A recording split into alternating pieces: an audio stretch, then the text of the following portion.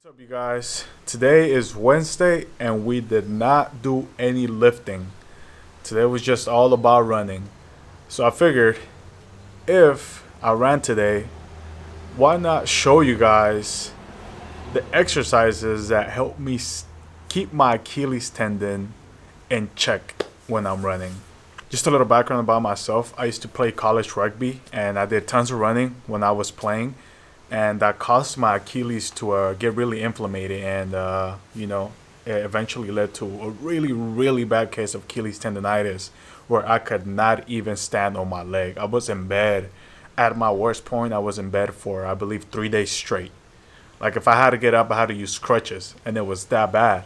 Some factors that led me to it was I didn't ease into activity. I just went way too hard, way too soon, and I was really heavy. I believe at that point I was weighing around like 255 pounds. So imagine a 255-pound guy just running, sprinting all the time. That's gonna take a toll on your Achilles, and it did on me. Took a big one, and I was out of commission for I really couldn't get back into activity for about a year.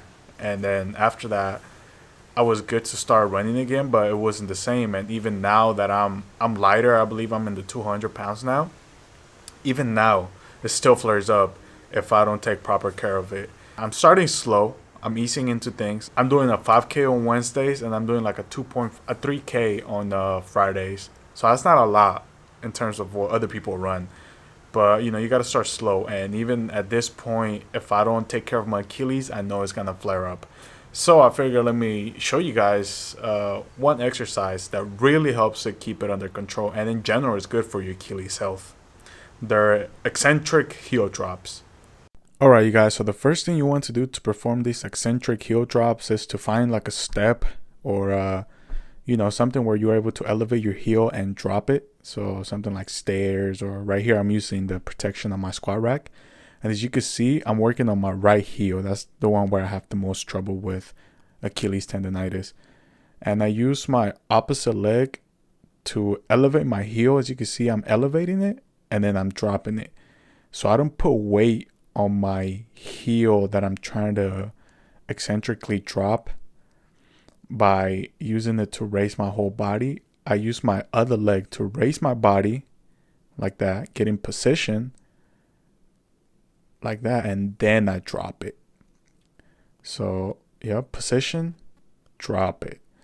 And those are eccentric heel drops. Don't use your troubled leg to raise yourself up. Use your opposite leg to get in position and then drop it.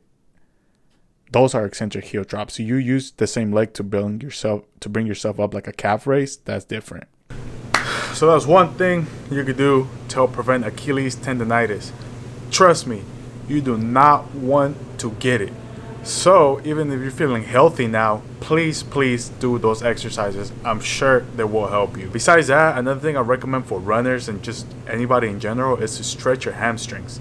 Hamstrings tend to just get super tight because of the positions we're in a lot of the day. Like a lot of us nowadays, we're sitting down, office jobs type thing. We're constantly flexing the hamstrings, and that causes them to become tight. And if you throw running on top of this, if you throw weightlifting on top of this, it's gonna get even tighter. And this is one exercise that I recommend. It's a stretch actually that I really recommend you guys do to prevent hamstring tightness. Right here, I'm laying down some, a little protection from the floor so that I could lay on my back and start stretching my hamstring. I grab a band to help me stretch my hamstring. You can also have somebody else do it for you, but if you don't have no one, just use like a band that allows you to wrap it around your foot like that.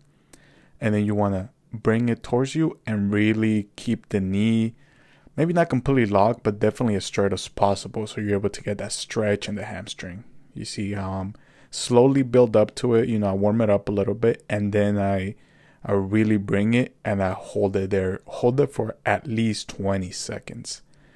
And then, like that. Hold it, and then just let it stretch. Let it really, really stretch out. And then even move it with outside rotation.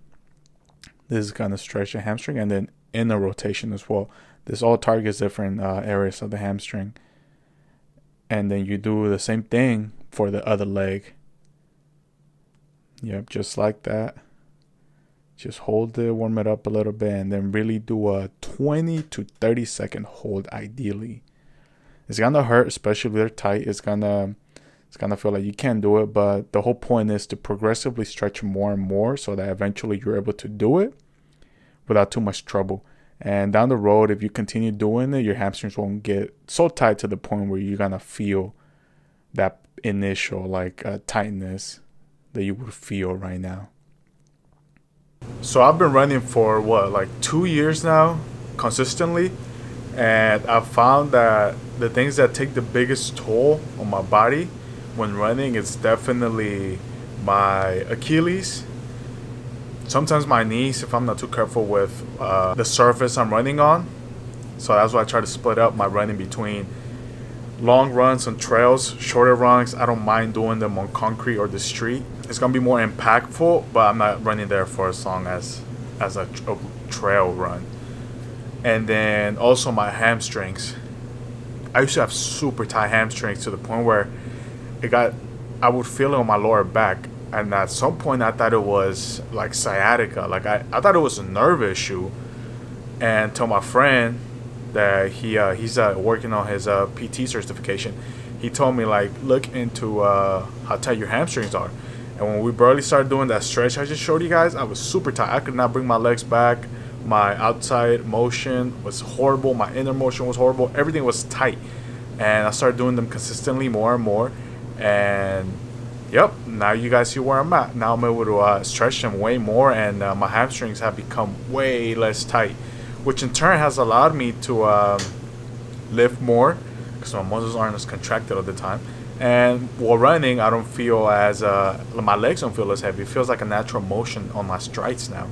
So definitely keep that in mind if you're a runner, and especially if you run and do weight training as well, because trust me, working out is fun, but your body is gonna need some recovery. It's gonna need treatments outside of the workout to help you function good. Like the workout makes you feel good, makes you look good, pushes you, but the recovery is equally important. So please take care of yourselves, take care of your body, and it will thank you.